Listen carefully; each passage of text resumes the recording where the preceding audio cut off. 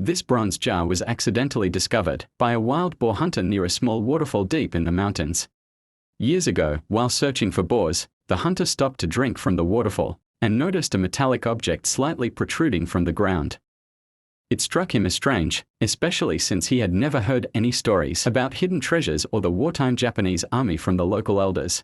When we heard his story, we immediately suspected it might be connected to the Yamashita treasure.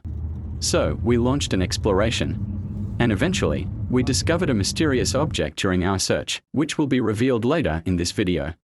The distant mountain seen in the footage is the actual site. The white patch visible is a large waterfall located near our target spot. The exploration was incredibly challenging. With no roads and a steep, forested terrain thick with bushes and trees, we had to ford our own path. When the hunter told us we were getting close, we took a short break. Nearby, we discovered several large rocks and 5 clusters of bamboo shoots lined up in a row.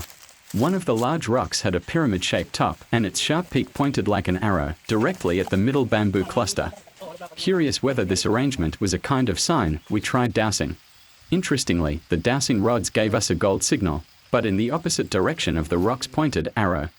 What caught our attention was that this signal pointed in the same direction as the waterfall. We asked the hunter to confirm the exact location he remembered, and to our surprise, his pointing aligned perfectly with our dowsing direction. Encouraged, we pushed forward and finally reached a small waterfall. At the site, we dowsed again, and detected 2 signals near a rock, one for gold and another for general metal. The gold signal seemed to be buried deeper, while the metal signal was closer to the surface. We used a metal detector to verify. As expected, there was no reaction for the deeper gold, but the metal signal gave a response. So, we began digging, and to our astonishment, we uncovered a bomb fragment right there in the deep mountain with no clear explanation.